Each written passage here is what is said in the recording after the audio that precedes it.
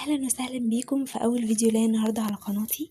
حبيت جدا ان ابتدي اول فيديو ليا عن حاجه مهمه وتفيد ناس كتير قوي، لان الموضوع ده منتشر وكلنا عايزين نفكر فيه.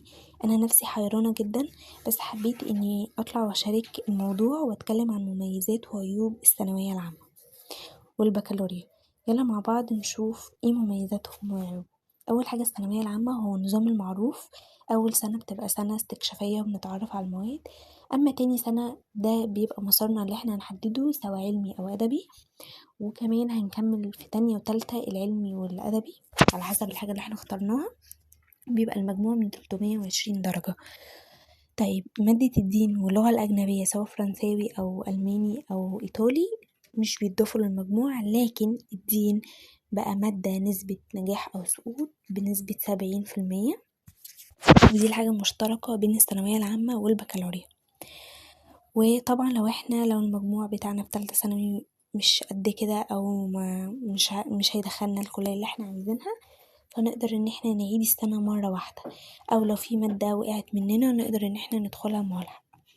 طيب تعالوا نعرف نظام البكالوريا بيتكلم عن ايه. نظام البكالوريا بيتكلم عن اول سنة برضو سنة استكشافية بنتعرف على المواد، اما تاني سنة مش هيبقى فيها علمي وادبي، هيبقى فيها 4 تخصصات، هيبقوا الطب وعلوم الحياة والهندسة وإدارة الفنون،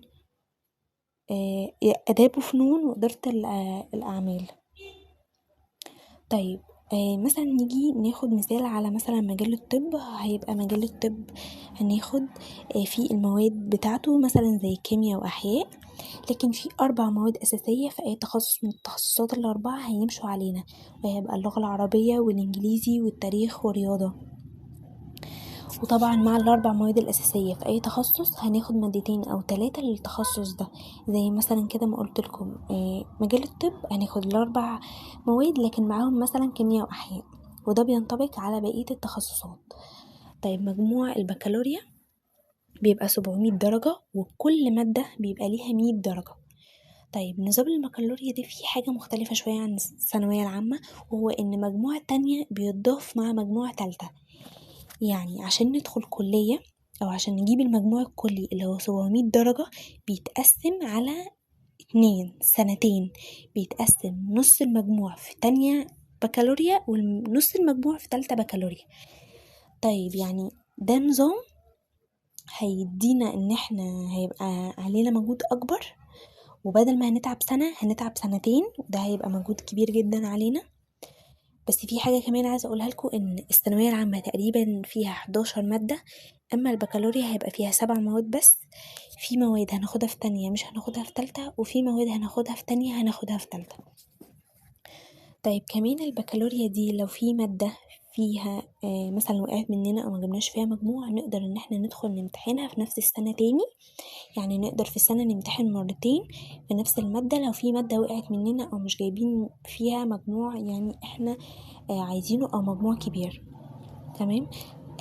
انا شايفة ان الثانوية العامة ليها مميزاتها، ان احنا هنتخصص في حاجة معينة زي علمي او ادبي، والبكالوريا برضو شايفة مميزاتها ان هنبقى في تخصص معين احنا هندخل ندرسه، علشان ده اللي هينطبق بعد كده معانا في الكلية اللي احنا ندخلها او في شغلنا فيما بعد. فانا شايفة ان هو نظام كويس في مميزاته. لكن الحاجة اللي انا مختلفة فيها ان تالتة ثانوي هي سنة وهنعديها وهيبقى جهد علينا كبير، لكن البكالوريا هيبقى سنتين، فانا شايفة انها هتبقى حاجة كبيرة علينا وضغط كتير جدا. فدي الحاجة اللي انا مختلفة فيها يعني. لكن طبعا هو الموضوع عايز تفكير اكتر وحاجات كتيرة جدا المفروض ان احنا نفكر فيها، لان دي ليها مميزات ودي ليها مميزات، وده ليه عيوب وده ليه برضو عيوب. لكن في الاول في الاخر القرار لينا، والثانوية العامة والبكالوريا ده اختياري. وده كان فيديو النهاردة، يا رب يكون استفدتوا منه. عايزاكم تشاركوني في التعليقات تحت وتقولولي انهي افضل، الثانوية العامة ولا البكالوريا، وتكتبولي رأيكم. وما تنسونيش بلايك واشتراك في القناة عشان تشجعوني اعمل فيديوهات كتير. ما تنسوش كمان انكم تعملوا تعليقات تحت وتكتبولي فيها افكار لفيديوهات جاية كتير.